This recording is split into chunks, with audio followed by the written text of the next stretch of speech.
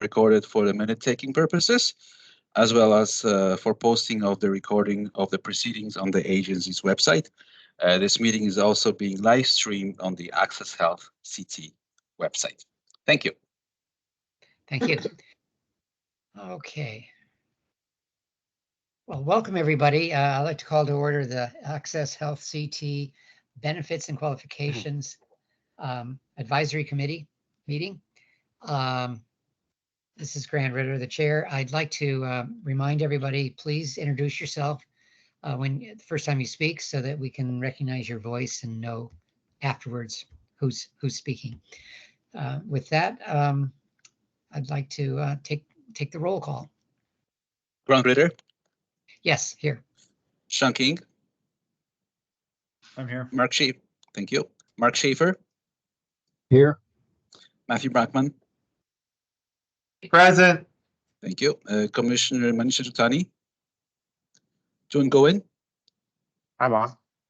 Thank you. Brendan Riff. Present. Alan Skinner.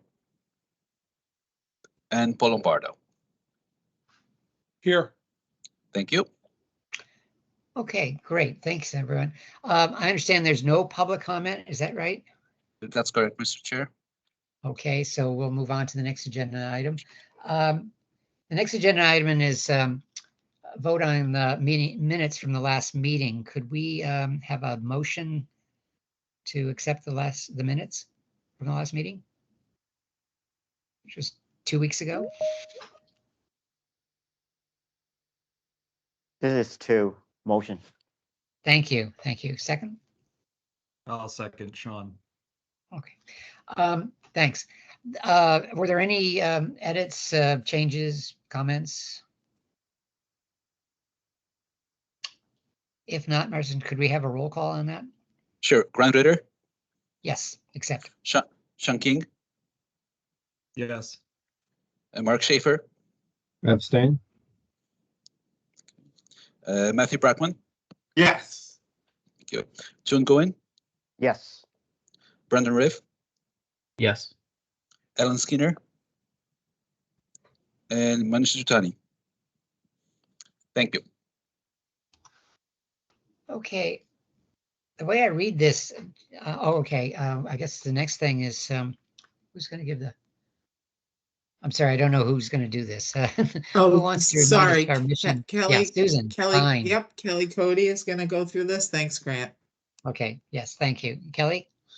Hi, Kelly Cody. Again, this is just here for a reminder. We did go over this in our previous meeting, and this is just a reminder of our mission and vision and the values that all of our employees are guided with each year, each day, each year. The following slides are the slides that were presented in the previous meeting. This is just to kind of recap the discussion. And at this point in time, I'm not sure if there was any further discussion that we needed to have in order to bring this to vote for the dental plan for plan year 2025. Okay, so I guess the only question was whether or not to raise the out-of-pocket, save 75 cents on the premium, but I didn't hear a whole lot of groundswell in that in that direction. So would it be all right if I call for a motion to have a vote on? Do I need a motion to have a vote on the standalone dental plan at this time, Susan, or do I just call for a vote? You can make a motion to call to.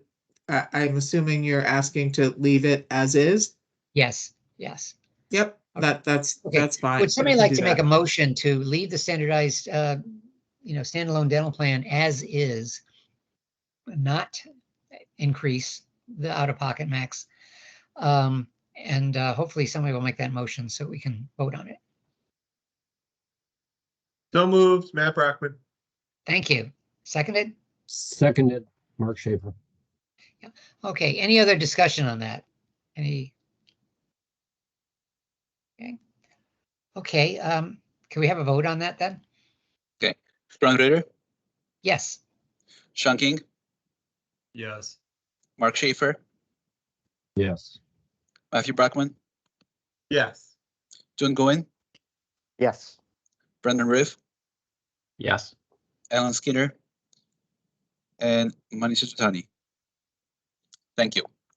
Okay, motion carries.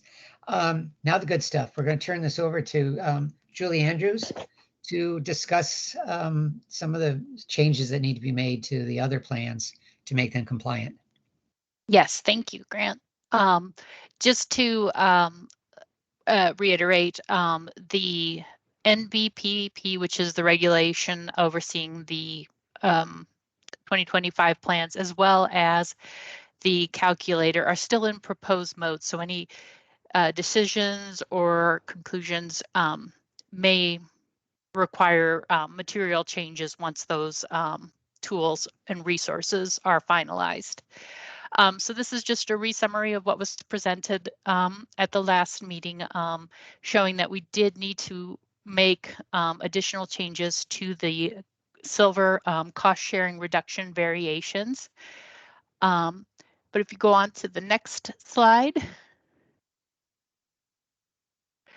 So one of the things that we wanted to do is that because of the changes in the underlying data and the trends, there was some additional room created within the AV de minimis ranges for the gold and bronze plans. And so we wanted to see if there was a way to reduce cost sharing for enrollees, you know, to bring the plan designs up to the kind of the top of the AV range as we have done so in the past or kept it. And so we looked at different things like reducing the deductible, having the lab services not be subject to the deductible, reducing the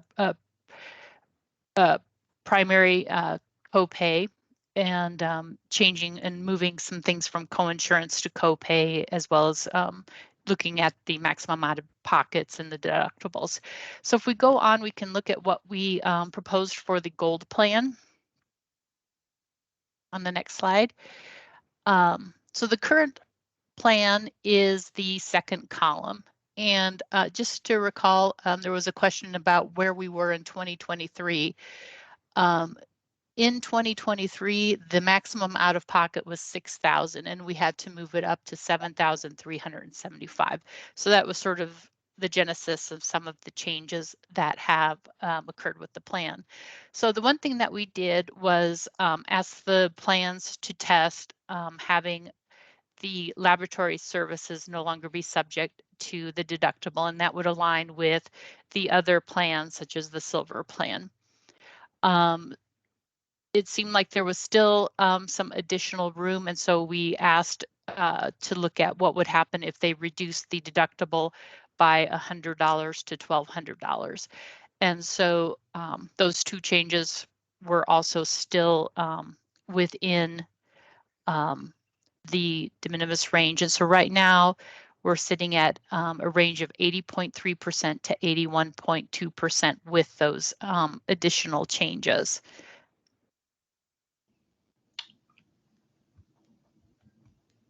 So I don't know if anybody Great. has any questions. So Does anybody have a comment or a question on that?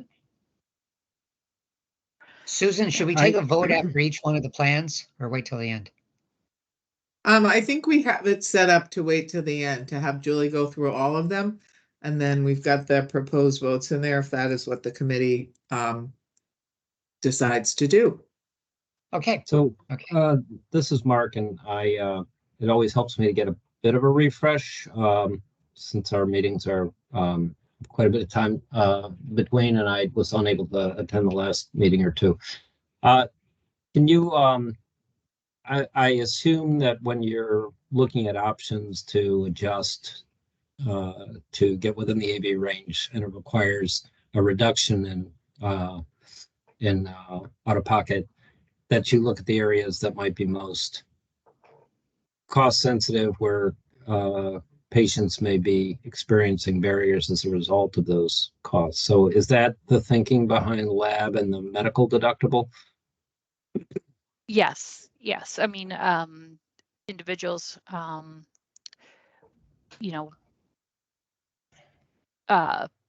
of the things, that we wanted to do was try to reduce the number of services that are subject to deductible. That way, individuals going in can have a better idea of what their cost sharing might be as opposed to deductible and not knowing how much a service might cost.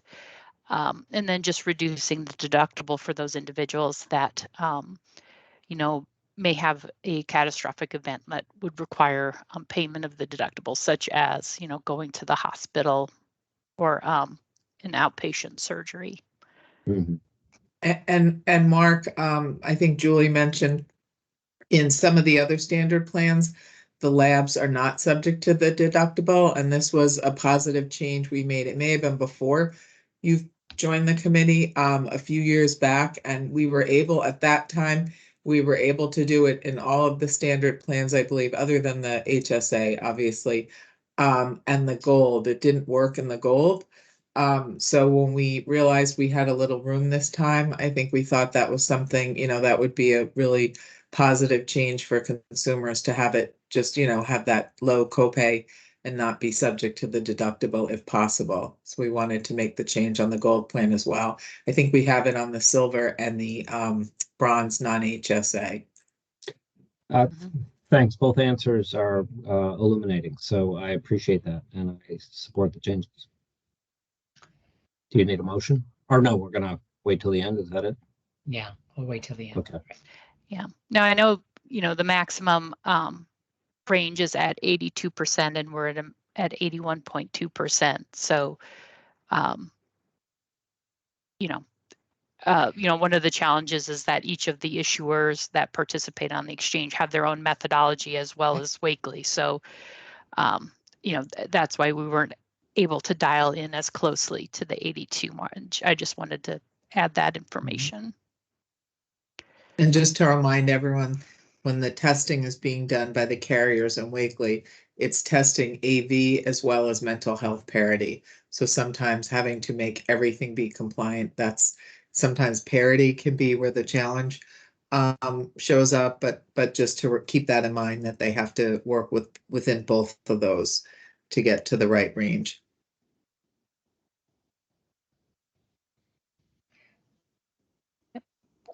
Thank you, Okay. Susan. If we go on to the next plan, this is just a refresh or reminder of the changes made to the silver plan. And so what we're proposing is increase in the copay for laboratory services from $20 to $25. This wasn't because of you know, a need to change the silver plan, but to align the cost sharing with the cost sharing reduction variations. The 73% plan option was kind of a challenging plan to dial into. And so we had to increase the copay on the 73% plan, which I think is on the next page. And so as a result, we also had to increase the 70% plan. And that was just because of a significant reduction in the maximum out-of-pocket proposed for the 2025 year.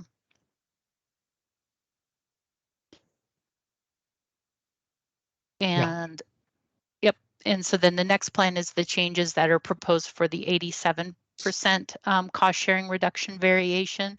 So we were able to reduce the medical deductible as well as the out-of-pocket on this variation. And then on the 94% plan, we had to actually increase slightly the deductible or the maximum out of pocket by $100.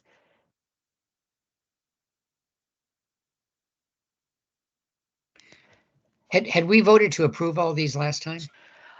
We were waiting to, there was no vote taken at the last Yeah. meeting. There was no vote but taken. All right. Okay. Yep. So We then more or on less the made next, up our mind, but not voted on it. Okay. right, there was no takeaway to look at additional variations or features for these plans. Gotcha. So the next one is the bronze plan, the non-HSA version of the plan. And since we did have significant room, we wanted to do several different things. So one of the things that I did in option 1 is to reduce the primary care copay visit from $50 to $40, as well as convert the preferred brand copay from a coinsurance to a copay and make it not subject to deductible, as well as reduce the generic copay from $20 to $15. So those are all things that, benefit the consumer in helping them, understand what they will be responsible for with regards to those generic and preferred drugs by not having the deductible apply and not being a coinsurance.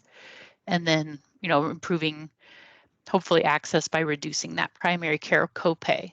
As an alternate, we just took a scenario where we reduced the deductible and the out of pocket. So that kind of gives you an idea, instead of doing those copay changes, we could go from a $6,550 deductible to $6,400 and then reduce the out of pocket, which would, help those individuals who would have, a catastrophic event that would make them have to, comply with the full deductible and then reduce their out of pocket. So those are the two scenarios that we did. The maximum range is 65% for the expanded bronze category, and we're at 64.3% with the copay changes in option 1, and then at a maximum of 64.8 with the deductible and maximum out-of-pocket changes under option 2. Just to clarify, the drugs are not subject to the deductible for these? They will be for the non-preferred brands under option 1 and for the specialty drugs. Okay. Currently, the current plan, only the generics are not subject to deductible. What about the brand, preferred brand? Would they be not subject to the deductible under option 1? That's correct. Under option 1. So I think the trade-off here is between helping a broader group of people that might need drugs or primary care versus helping people who have the extraordinary expense by reducing their deductible, or their deductible by either $150 or maybe $1,100 for them out of pocket. So it's a sort of a trade-off between a broad-based benefit or improvement or a targeted improvement. So that's the two options basically. The option 1 is broad-based, would help a lot of people, but only a little bit, whereas number 2 would help a smaller percentage. Paul, I think you said that it was only like 10% of the people meet the deductible for the bronze plan, something very small. 10% seems quite large to me. Nonetheless, I tend to favor option 1 since not getting any barrier to getting primary care or medication in theory could lead to a greater likelihood of a late stage intervention that would cause a more catastrophic health expense. That's just theoretical, but yeah, and, but a good point. And Grant, I Yes. just want to let you know that number is around there or slightly lower than that, but not much lower. Okay. All right. Yeah. Yeah. Okay. Well, I think I just heard a recommendation for option 1. I also prefer option 1. Do I have any other comments about which of these? Other opinions? Great. I'm a little bit on the fence because I think I kind of lean towards option 2 just because the more these deductibles get higher and higher every year, I feel like it's better to spread the impacts across a broader range of people rather than just tacking onto the deductible and making really sick people suffer even more. My mind's on option 2, I think. Okay. I have a question about option 2. When somebody has a huge medical expense, say a $30,000 hospital expense or that, do they usually pay off over time? Is it sort of set up as some kind of a like like a time payment for the? Well, does the hospital- that's a good question. If their income is between typically 250% and 400%, but it could be as high as 500 or 550%, they would be eligible for financial assistance. So that means some accommodation in timing and even potentially the amount of what's due, even for quote unquote underinsured, which is what we consider some of these high deductible health plans to be, because they don't really offer meaningful protection against a medical debt crisis. So so if they're over 550 or 600, I I believe that hospitals will allow for payment plans, but not necessarily introducing any discounts into that. discount? Yeah. And just Sean, to remind, oh, sorry, Grant.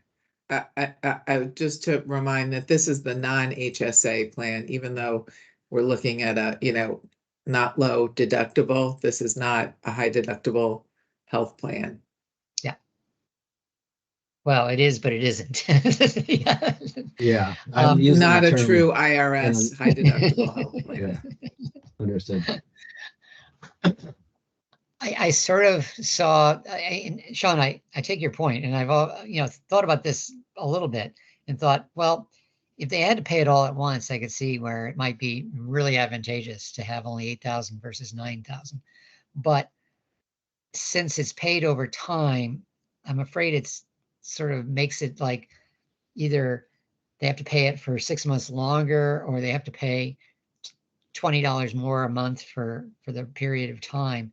And somehow that sort of dilutes the benefit of the out-of-pocket being reduced like this. I know that, every bit hurts, but since it's often, kind of a time payment, it seems to maybe not hurt as much, if that's fair to say.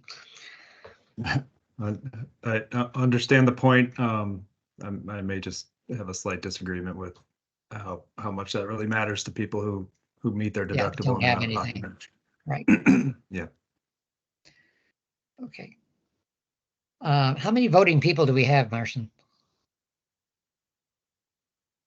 4? We 5? do have at this point 1, 2, 3, 4, 6 voting members present today. Okay. Mhm. I think before we decide which option we're going to do, I'd like to have a preference between those two among the 6 voters. Does that make sense? So could we ask each one of the 6 voters to voice whether they like one or two? I think you can just do that, Grant, as part of the discussion. Okay, well, we've heard from 3, I think, so far. The other 3 people that haven't voiced an opinion yet, could they chime in on whether they like one or two better? I do like option 1. The PCP is where we would like the members to go to more.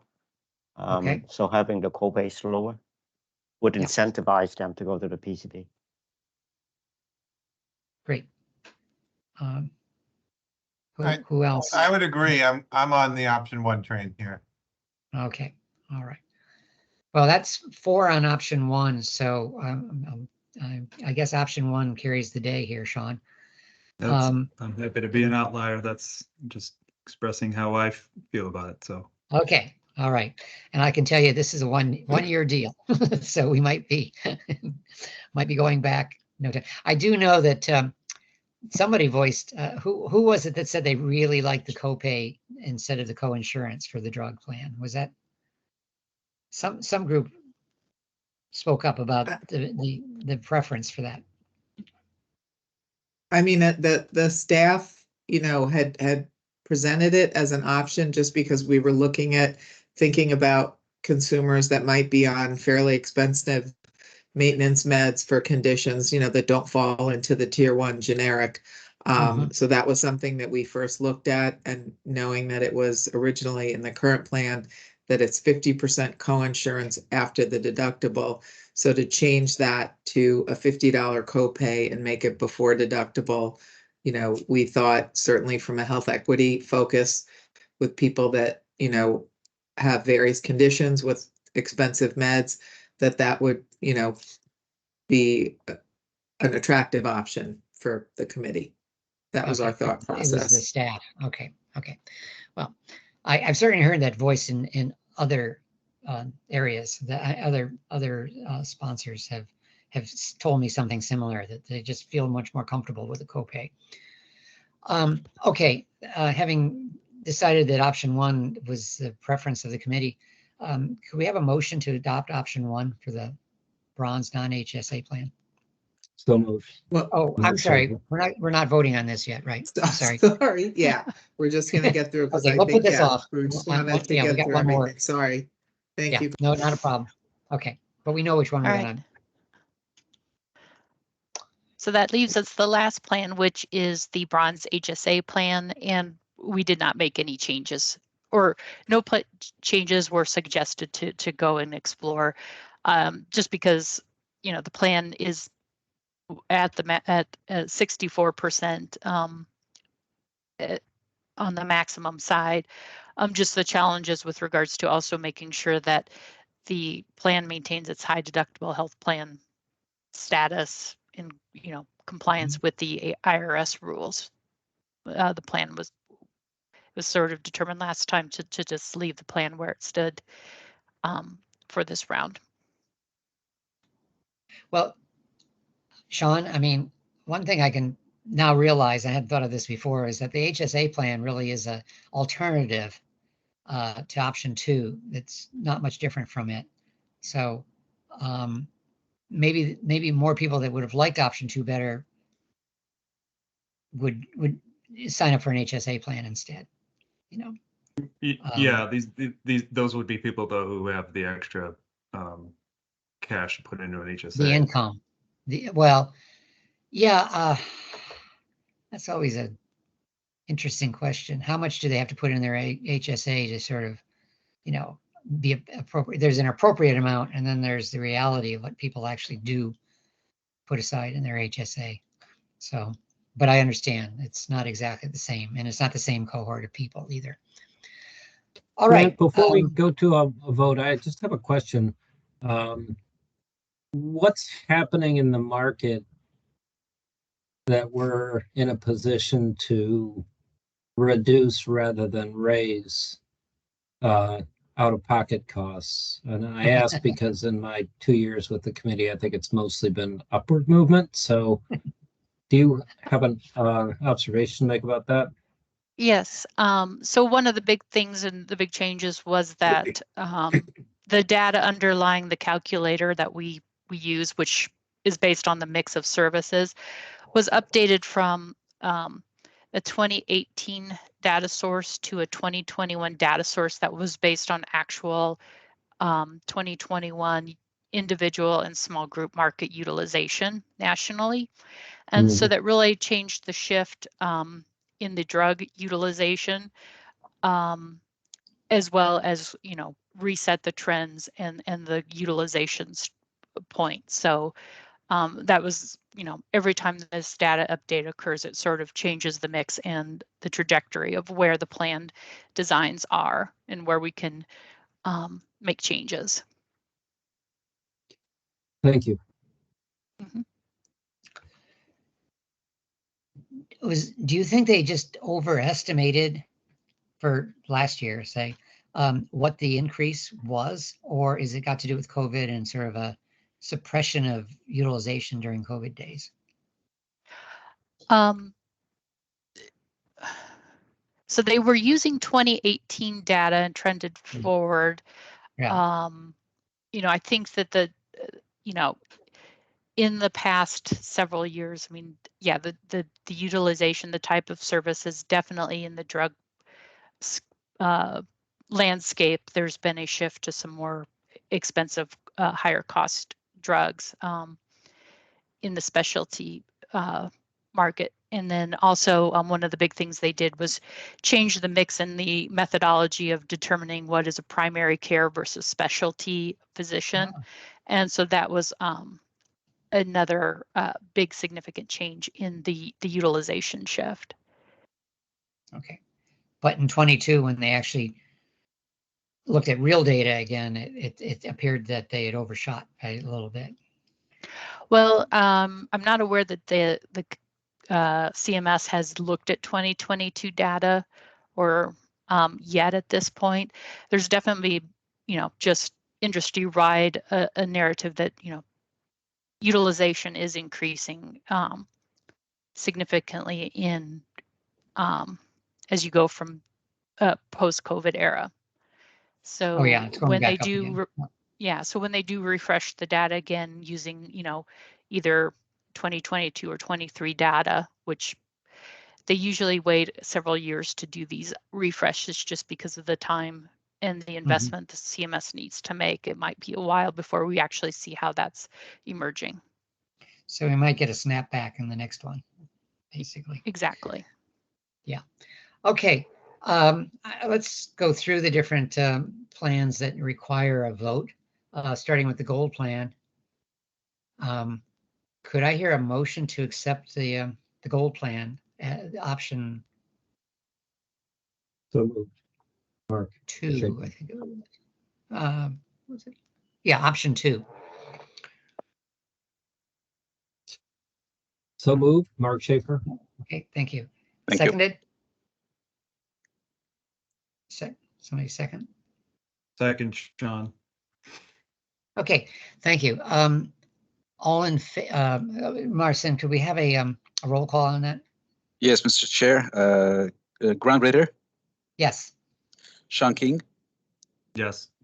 Mark Schaefer, Yes. Matthew Brockman, Yes. June Goen, Yes. Brendan Riff, Yes. Alan Skinner, and Manisha Zutani. Thank you. Thank you. Motion accepted. We'll take the option 2 for the gold plan. Next, could we have a vote on option 1 for the silver plan? So moved, Sean. Thanks. Seconded. Mark. Great. Can we have a roll call on that, Marcin? Grant Ritter, Yes. Sean King, Yes. Mark Schaefer, Yes. Matthew Brockman, Yes. June Goen. Yes. Thank you. Brendan Riff, Yes. Alan Skinner, and Manisha Zutani. Thank you.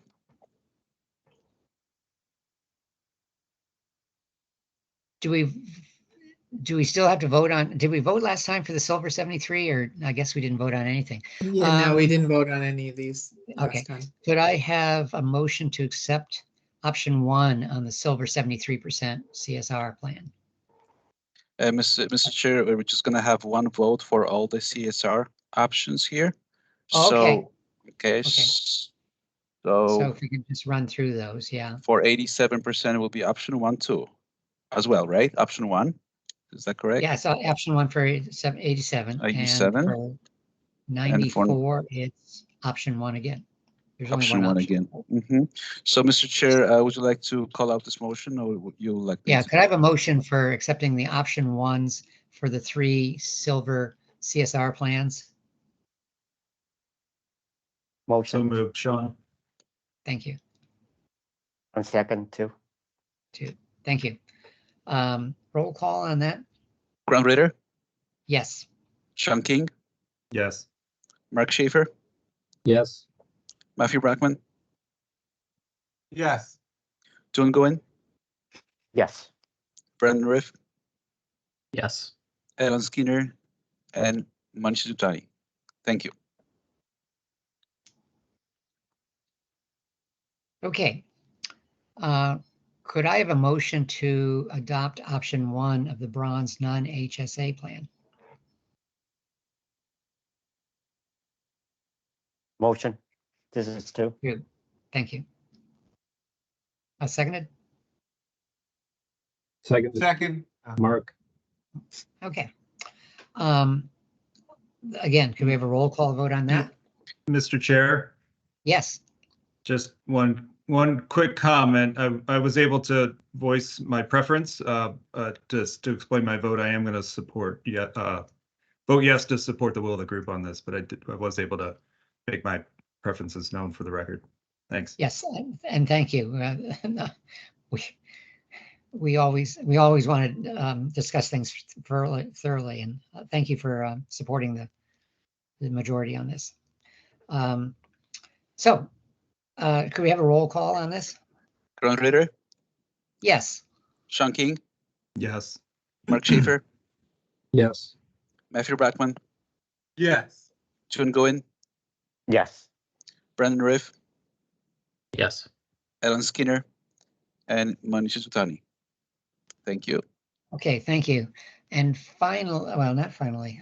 Yeah, one more. Could we have a vote to accept the bronze HSA plan as stated here?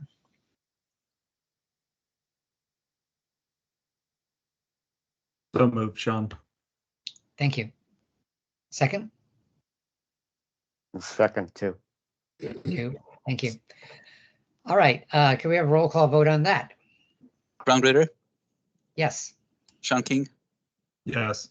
Mark Schaefer, Yes. Matthew Brackman, Yes. John Goin, Yes. Brandon Riff, Yes. Ellen Skinner, and Manisha Sutani. Thank you. Well, yes, a big thank you to all of you for hanging in there and looking at these nitty-gritty details. This is not all that simple to work through, but thank you for paying attention and voicing your opinions on these things. I think we have some benefit plans here for you, Susan, to move forward with. Thank you, Julie, for doing all this background analysis on it. Makes it a lot easier the 6th or 7th time you go through these things. They're a little Well, easier thank to you. understand. Yes, and thank you to the plans for the quick turnaround and response Yeah. for their work. Yes, I was Okay. going to say that we really appreciate it. And then we have a meeting, I think it's February 20th, our next meeting scheduled, and we thought we'd leave it on the calendar. We are all set with the plans, but usually in February we have someone, Rebecca McClear from Technical Operations and Analytics, would come and do a presentation for the OE report on this past OE that we just finished. And so we thought we would leave that meeting on calendar, and Rebecca can present that to the committee at that time. Great. Thank you. Okay, are there any other items to discuss today? If not, I guess I'll hear a motion for adjournment. So moved. Mark. Thank you. Seconded? Second, wants Sean. Okay. Marcin, can we have a roll call on that? Yes, Mr. Chair. Grant Ritter, Yes. Sean King, Yes. Mark Schaefer, Yes. Matthew Brackman, Yes. John Goin, Yes. Brandon Riff, Yes. Ellen Skinner, and Manisha Sutani. Thank you. We are adjourned. Thank you so Thank much, you all. everybody. Thank you all very Thank much. you, Have a everyone. good day, everyone. Good Bye. job. Right. All Thanks, right, then. everybody. Bye-bye. Thank you. See you all. Bye now. Bye.